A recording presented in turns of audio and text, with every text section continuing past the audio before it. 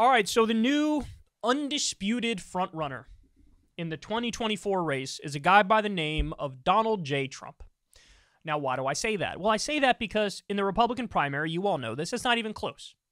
It's actually kind of hilarious how giant the gap is between Trump and the number 2, DeSantis. And then Nikki Haley's a little bit behind DeSantis.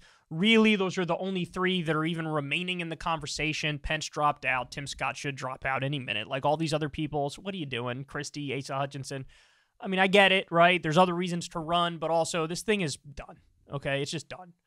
So Trump is shoe-in on the Republican primary side, but now in the general election too, Trump, in a number of recent polls, is beating Joe Biden. The most recent poll has him up 5. To be fair, they didn't include RFK and Cornel West in this poll, which would mitigate that a little bit. Maybe he'd only be up 2 or 3, but that's the national numbers. When you go to the swing states, Trump had a healthy lead in like 6 of the 7 swing states. And the one that Biden was up in, Biden was only up 2 points. Okay, there were some that Trump was up 8 points or whatever in certain swing states, 11 in Nevada, which is crazy. So, look, numbers are numbers. And he is, I think, the favorite right now to be the next president of the United States. He is. Well, wouldn't it be great if at the same time that was happening, he wasn't getting progressively more and more insane? Wouldn't that be great? I think that'd be great. Too bad that's not happening. Too bad the opposite is happening. The same guy who has 91 criminal charges, the same guy who says he's going to suspend the Constitution, the same guy who's on board with Project 2025, which is to totally gut the administrative state and pack it with Trump lackeys and hardcore right-wing ideologues. But at the same time, he's also just more and more disconnected from reality. So he comes out there. This is a speech he gave recently in Florida. Look at what he says here. We won, in the last time, 50 states. Think of it. 50 states. We won every state. We then did great in the election. We got 12 million more votes or so, 12 million more votes than we got the first time. We won, in the last time, 50 states. Think of it. 50 states. We won every state. We won every state, Donald Trump said. We won every state, Donald Trump said. Every state. All 50. Every state. Not only did he not win every state, Biden won by 7 million votes. The popular vote. Biden won by 7 million. Biden won the Electoral College with over 300 Electoral College votes. Trump says he won every state. Does any of this matter? Does any of this matter? For real? Can a presidential candidate say something so on its face absurd and dumb and stupid and hyperbolic and ridiculous?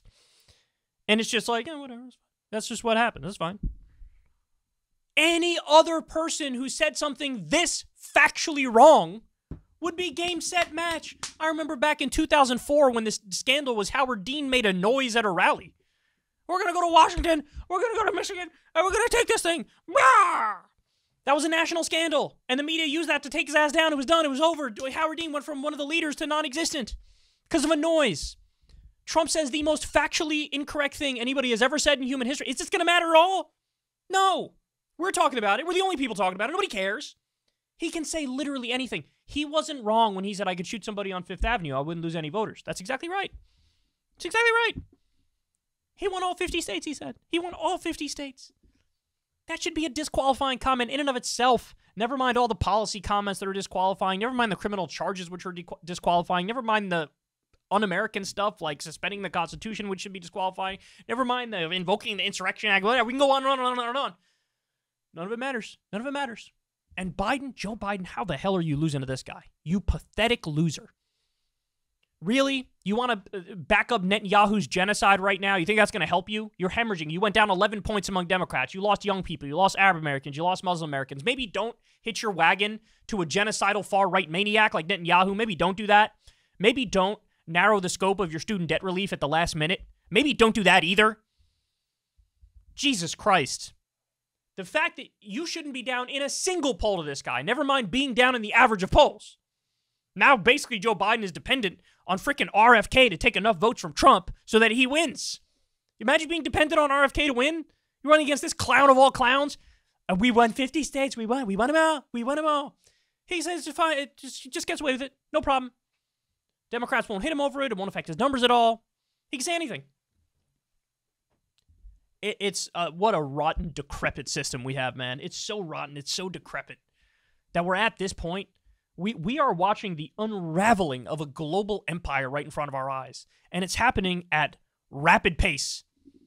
It really is. We're witnessing it in...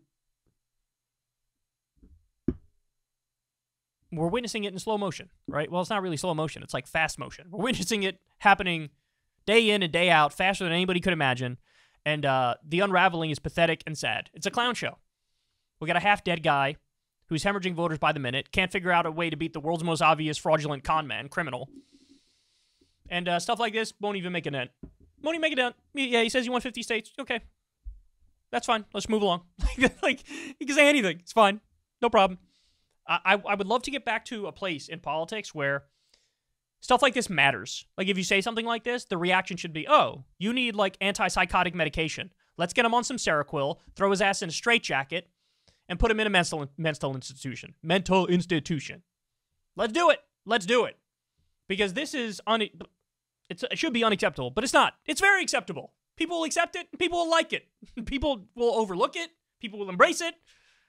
The exact wrong reaction is what's going to happen as a result of this. Hey, y'all, do me a favor and like and subscribe. It helps out big time in the algorithm. Click the bell as well for notifications when videos drop, and watch that video on screen right now. You know you want to.